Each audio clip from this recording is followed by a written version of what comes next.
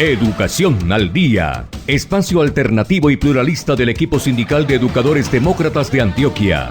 Dirección General, Omar Arango Jiménez. Escúchelo de lunes a viernes a partir de las 7:30 de la noche en Somos Comunicación, Lucha y Servicio.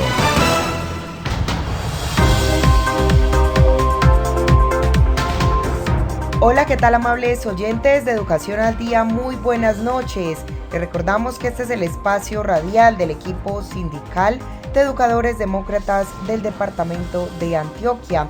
Mi nombre es Karina Arango Carbonó y a esta hora les doy la bienvenida a este espacio radial para la educación y temas de actualidad. A esta hora saludamos a quienes nos sintonizan a través de www.educacionaldia.com.co, también a través de nuestro canal de YouTube Educación al Día. Bienvenidos. La luz te cuida, cuida la luz. Por eso, si ves luminarias apagadas en la noche o encendidas durante el día, repórtalo en el numeral 376 desde Tigo o Claro. En nuestra app Estamos Ahí o en el 018-415-115. Recuerda que el responsable de definir la tarifa del alumbrado público es el municipio. Por ti, estamos ahí. EPM, Vigilado Superservicios.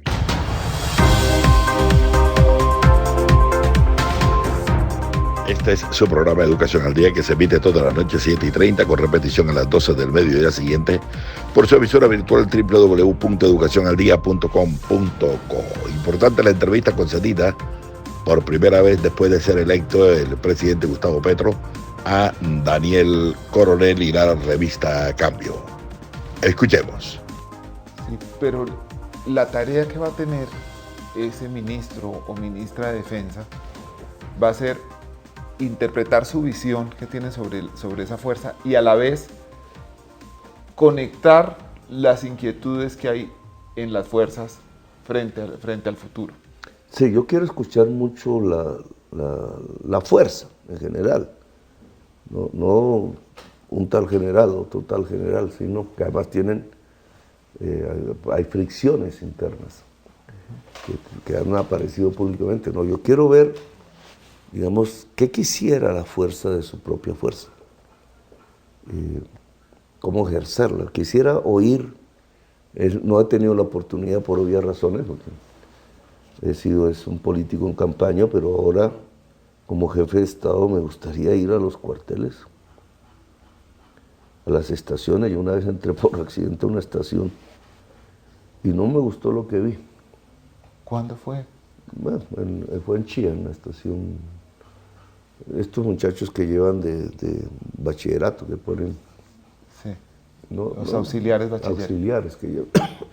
Pero yo lo que vi era, digamos, un mundo masculino en general, en una especie de, ¿cómo se llama esto?, de hacinamiento físico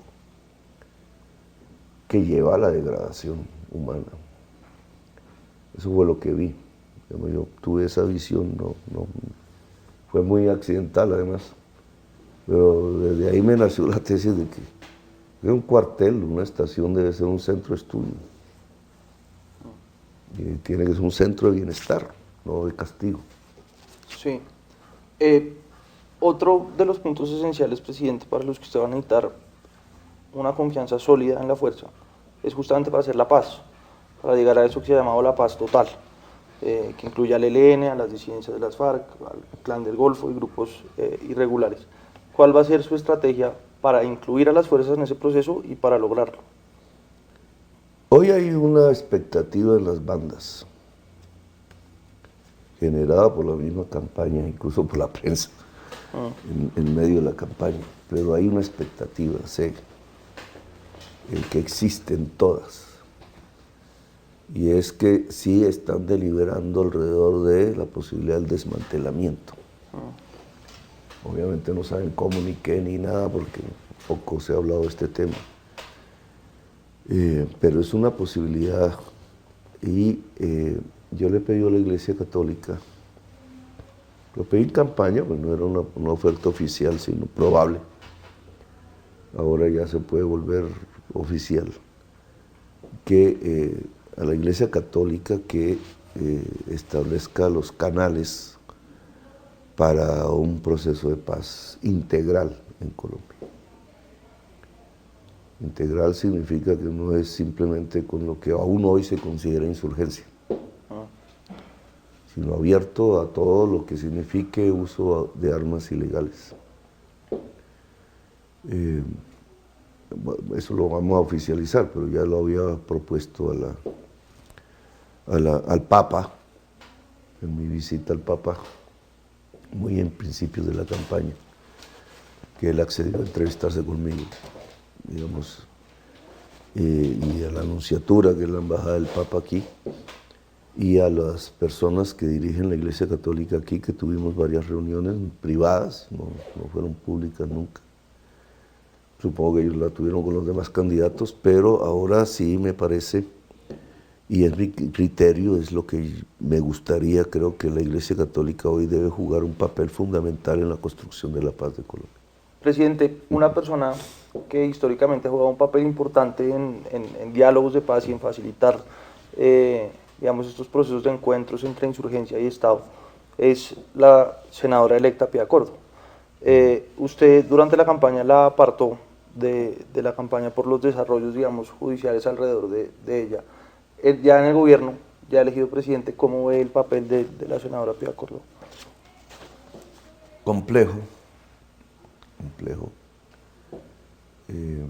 Los procesos judiciales dependen de los jueces, punto. No, hubo mucho ruido periodístico, que no sé qué tan cierto o no. Ya ahora tenemos que ver es qué dicen los jueces. Los jueces aquí, los jueces en el exterior, digamos.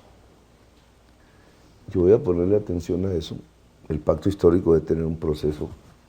A esas indicaciones en las que debe existir el debido proceso y ya poder aclarar su función, se suman otras, la relación con Alex Saab, este último episodio de un dinero en efectivo que digamos no está claro todavía.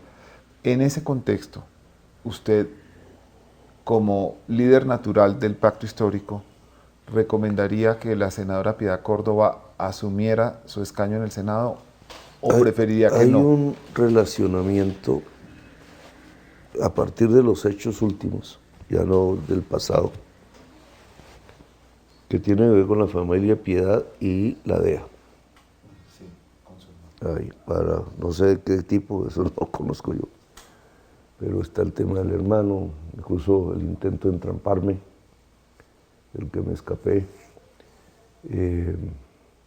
Y eso obliga, digamos, ya hay un relacionamiento justicia norteamericana, DEA, familia de Piedad. Eso sé que es reservado, son cosas, digamos, que pasan ya por normas que ni siquiera son colombianas, pero que no son propias para un ejercicio político en Colombia. Es decir, usted recomienda que Piedad no se posesione. Yo recomendaría, la no posesión tiene unas implicaciones judiciales también, constitucionales graves. No hablaría de eso, pero sí hablaría de que la senadora Piedad Córdoba, ante el hecho de que hay algún tipo de relacionamiento con la justicia de los Estados Unidos, ojalá favorable a ellos, no tengo ninguna información,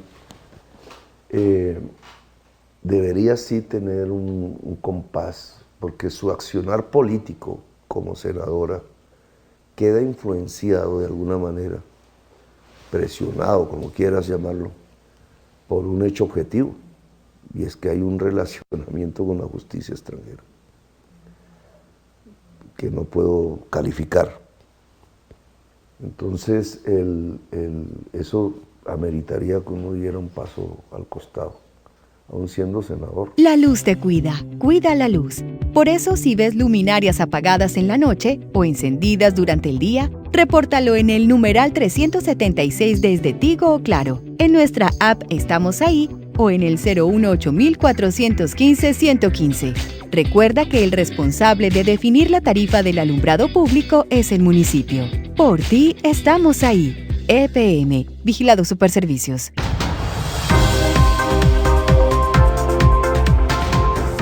Pero eso no es como extraño como figura, presidente, es decir, si es senador está en política. Por Si eso no sí. se posesiona. ¿Cómo sería el paso al costado? ¿Cómo Pues hay figuras, en Colombia hay figuras jurídicas para eso. que ella Varias, pida una ¿no? licencia? Todas esas cosas. Pues, digamos, puede haber un tiempo en donde la sociedad colombiana pueda saber, bueno, esto al final no era nada, o sí, y es muy grave. Entonces ya pues hay una decisión política de fondo. Bueno, yo estoy libre para hacer política, punto.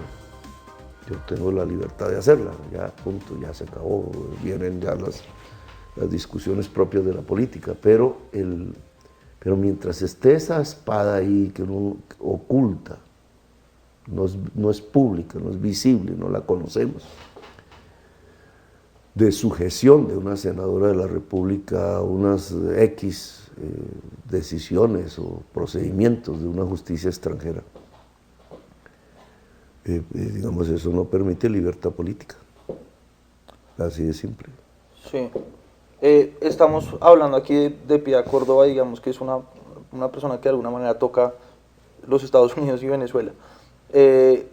Uno de los cambios importantes que se viene en el gobierno que está usted por empezar es la política internacional, con Venezuela como un eje central de ese cambio. Yo pienso que hay que normalizar las relaciones. ¿Cómo es la ruta, digamos, de esa normalización? Y una Ese pregunta... es un proceso porque venimos de años y hay complejidades en muchos temas. Por ejemplo, ¿cómo se logra normalizar la frontera? Que es mi principal preocupación. Sí. Yo tengo dos preocupaciones allí, digamos, que tienen que ver con el interés nacional colombiano. La frontera, obviamente.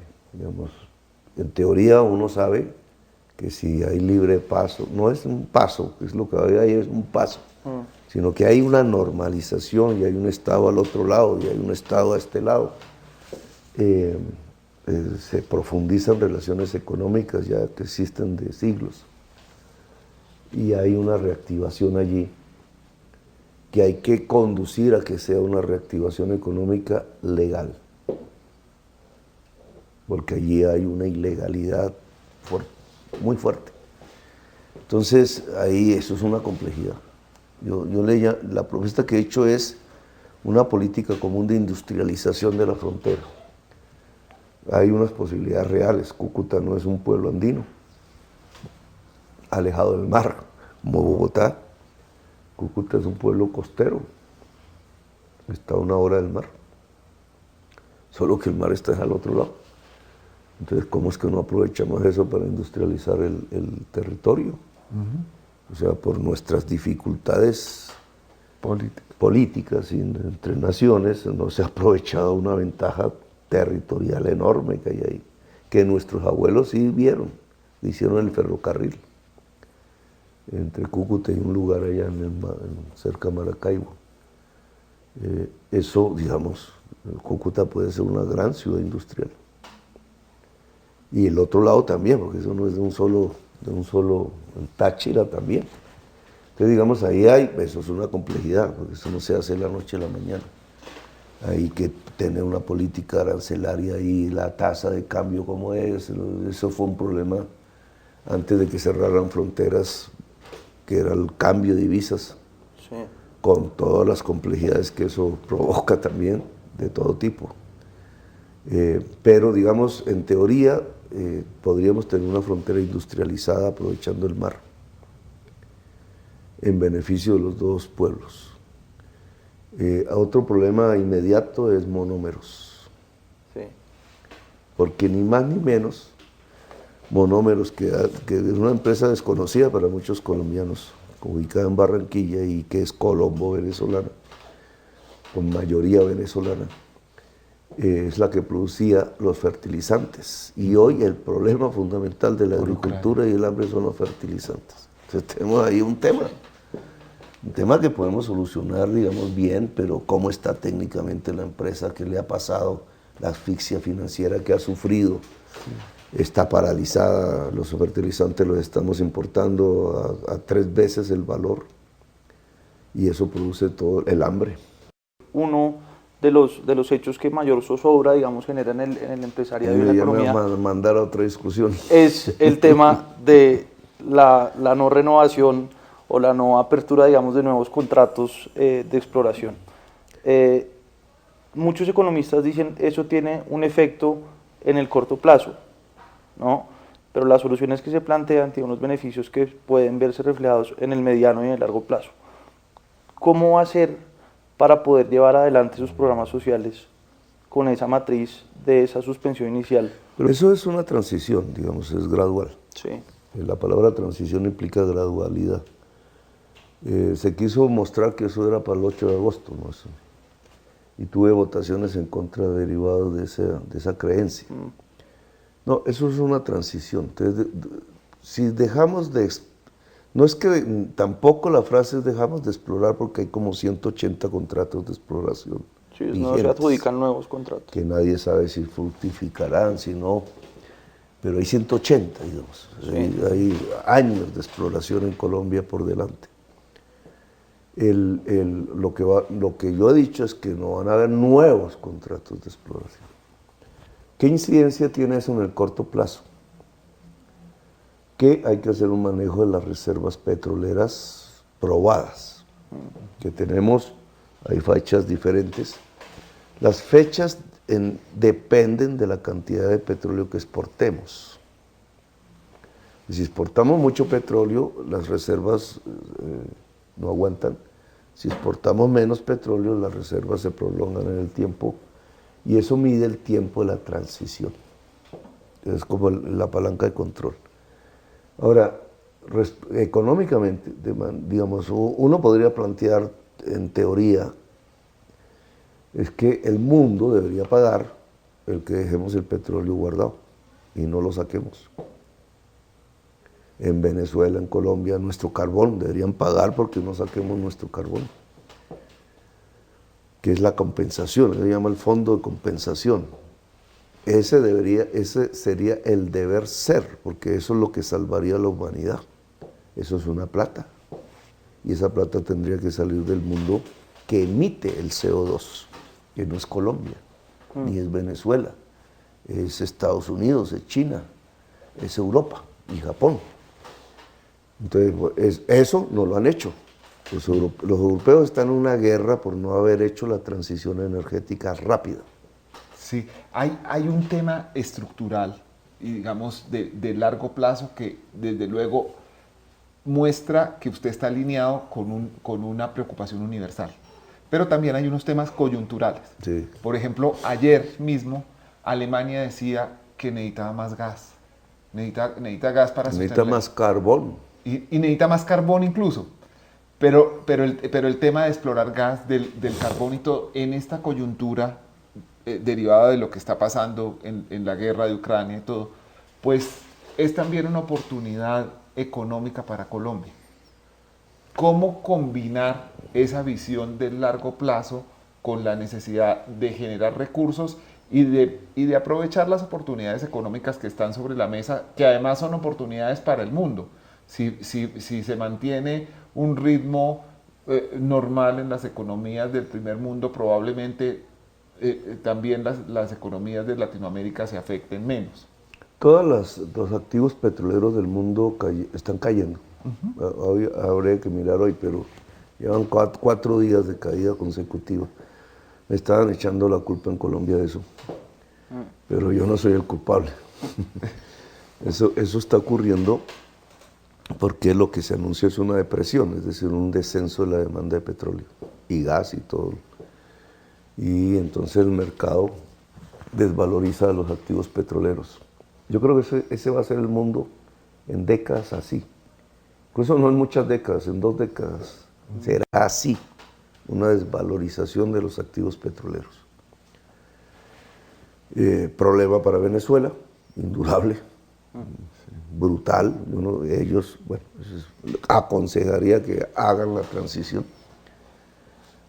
Maduro, conversando conmigo, dijo que estaba en esa disponibilidad, pero yo no sé eso realmente. El pacto en Venezuela, sugerencia, porque no me puedo entrometer entre oposición y gobierno, y todas esas conversaciones debería tener el eje de la transición en Venezuela hacia otro tipo de economía. La luz te cuida, cuida la luz. Por eso, si ves luminarias apagadas en la noche o encendidas durante el día, repórtalo en el numeral 376 desde Tigo o Claro. En nuestra app Estamos Ahí o en el 018-415-115. Recuerda que el responsable de definir la tarifa del alumbrado público es el municipio. Por ti, estamos ahí. EPM, Vigilado Superservicios.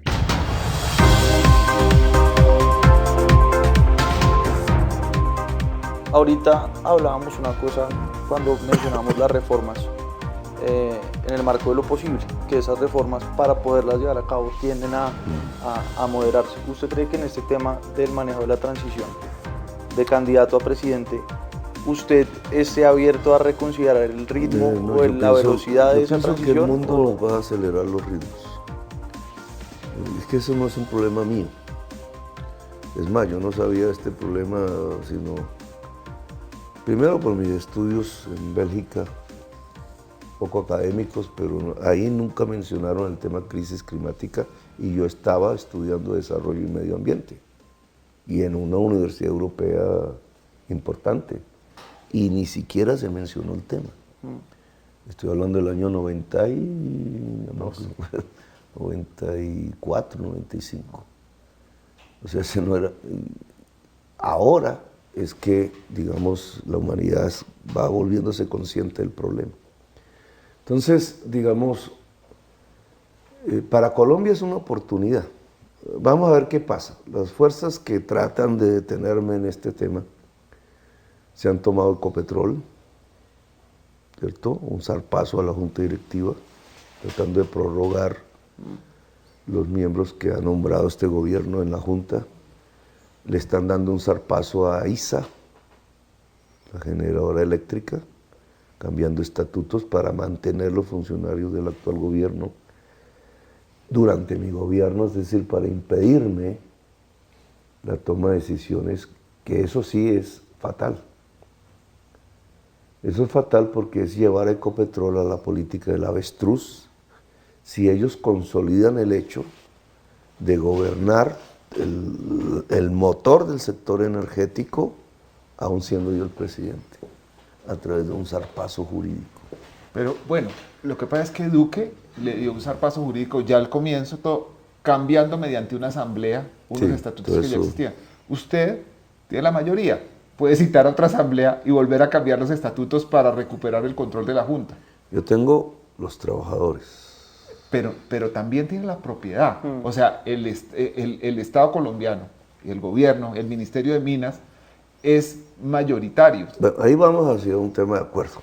Sí. Ese es un tema de acuerdo. Porque yo entré en campaña, no fue público tampoco, fui y hablé con el señor que dirige Ecopetrol. Sí.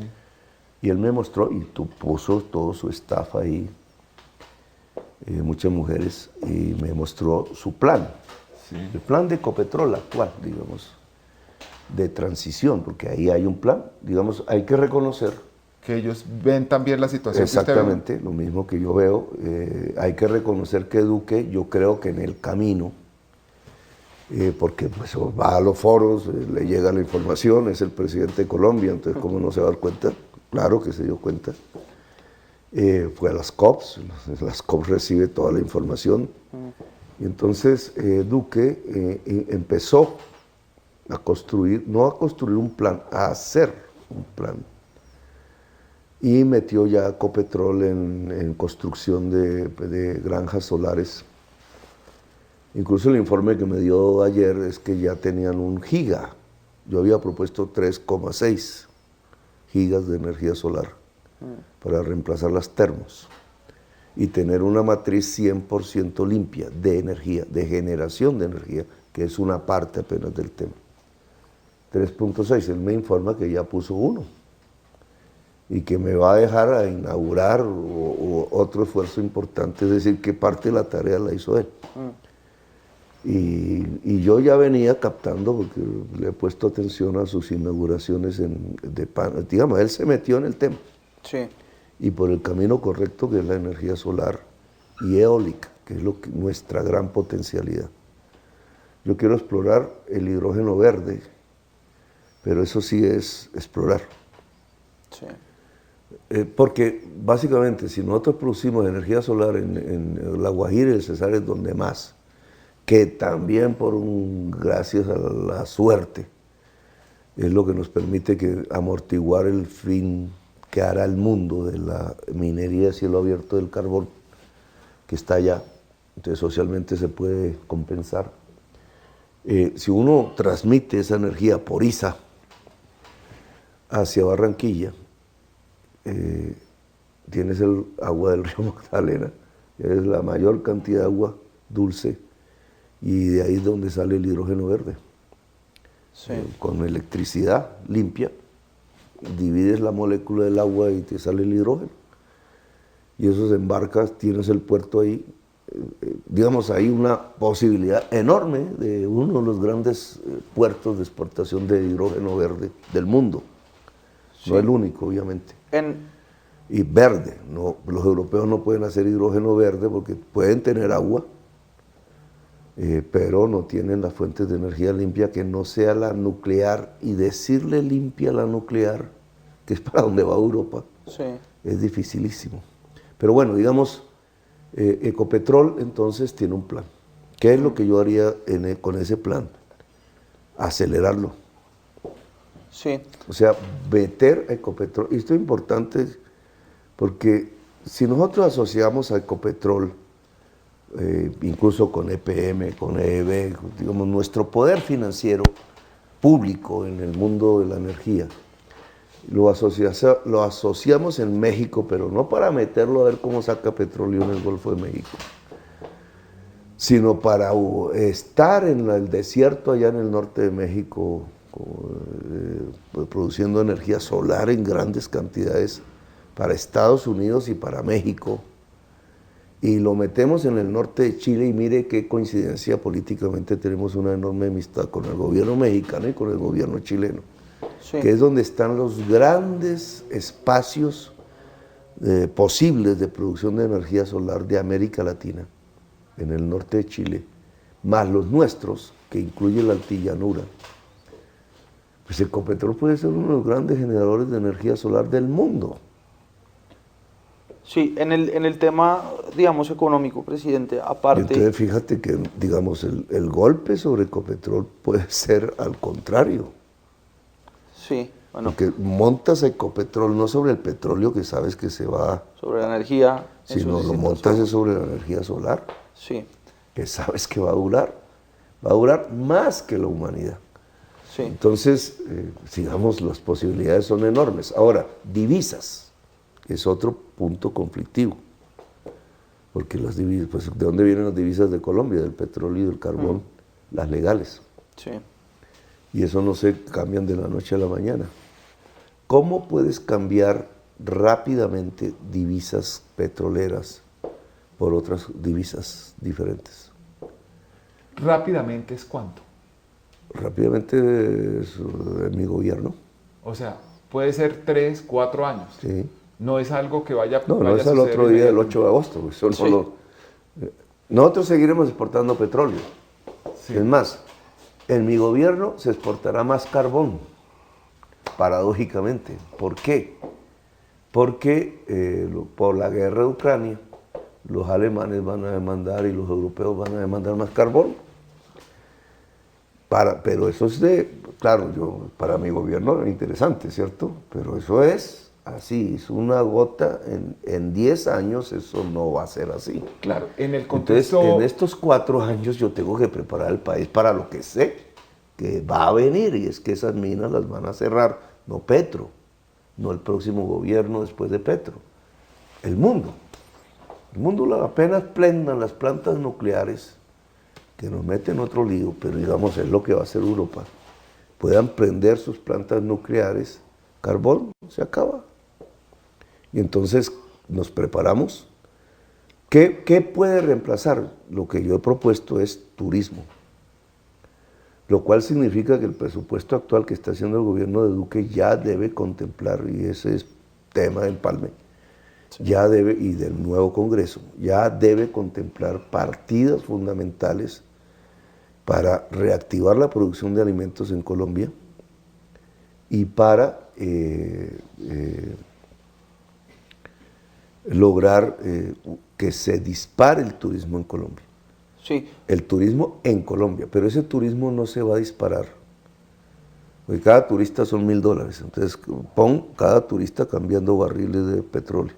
Sí. Cada turista son $1.000. Puedes hacer los cálculos. Ese turismo no se va a disparar si no hay paz. Claro. Entonces la paz se nos vuelve aquí como la llave clave para la transición energética en Colombia.